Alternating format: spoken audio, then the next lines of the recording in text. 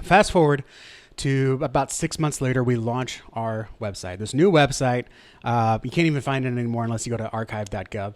And it was, if you look at it now, honestly, some of the church websites out there, it's still better than what they have now. But if you look at it now, you're like, man, that is so 2000, early 2010s, maybe even late 2000s. Image, service times, listen to the podcast, and because we were podcasting, and maybe some events, right, on the homepage. And then you go through and actually see some ministries.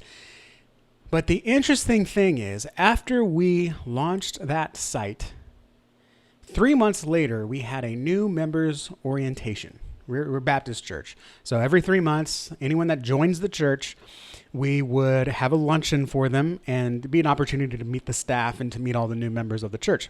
At that time, we had 13 families join. And I know sometimes I get my numbers confused on this. Sometimes I say 12, but it was actually 13.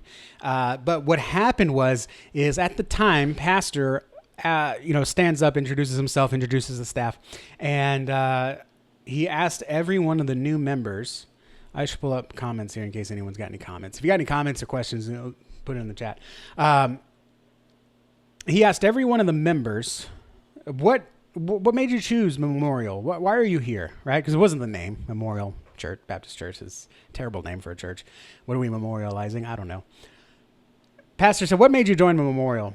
12 of those 13 families that joined that quarter, which we were not a large church, by the way, about 350 people. Okay. So 13 families was a big deal. But 12 of them stood up and in some manner, some fashion, some form mentioned the website. I remember one mother, she had a few kids, said, I looked at the website and I saw that there was a safe, welcoming place for our kids. One soldier, this was Killeen, Texas, next to Fort Hood. And so it was a military town for all intents and purposes. And a soldier stood up and said, I just came here, just moved on to Fort Hood. This looked like a place that I could belong. It looks like, a place that would welcome me, tattoos and all. Every one of the families, not saying they came because of the website, but the website was an asset in getting them to make that decision to join our church. We had a large turnover at that church. And so the website was especially important for us because we had different people in our town every month. It was crazy. And so this was a great opportunity to learn exactly what brings people in, not just transferring from another church, but also coming to Fort Hood, looking for a clean start, never been in church before. Memorial might be the place, right? And so I kind of stumbled upon, I shouldn't say stumbled upon because I did a lot of work and invested a lot of time, energy, and money and resources into figuring out what that website should do for us. But it worked. And I did not expect it to work that well, if you can say a website should work. Okay, now fast forward a year, the pastor leaves, gets called to another church, and he asked me to do that new church's website. Sure. I'll just do exactly what I did and give it a different design. Okay. And we did that and we were experiencing similar results. People were getting to know, in combination with pastors' efforts to be out in the community and make this church known in the community. The website was an asset to make that happen. And then I started serving other churches by recommendations and referrals. How can we help you with your website? Just let me take care of it for you. Why only do it for my church when I can do it for your church as well? It's kind of how I stumbled into website freelance.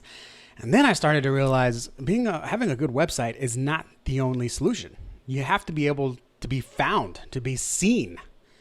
How do you get your website seen by more people looking for you? How do you get higher in Google? Because everyone knows if you're not on the first page of Google, you don't exist. Right? You just don't exist, right? It's kind of like a meeting that's not on my calendar. It doesn't exist. I'm not going to go to that meeting because I live out of my calendar. So if you're not on Google, you don't exist. So what does it take to get a website to rank on Google? And then I learned and I did everything I did for the website. I did it with search engine optimization. And not only that stuff changes every month. It's exhausting. Okay.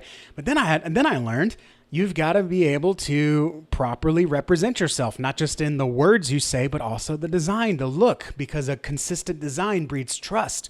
So then we had to go into learn branding, and I was really stretching myself thin here. And then advertising became a really huge thing because there's so much messaging coming at us. People would go to look for a website, and then they'd end up on the website or teachings of a false teacher. And it's like, well, how do we get their attention away from what we know is wrong to what we know is true and what we know will best serve the family. And that's kind of when I realized we can't just pick one piece of the puzzle and expect it to do the whole work for us.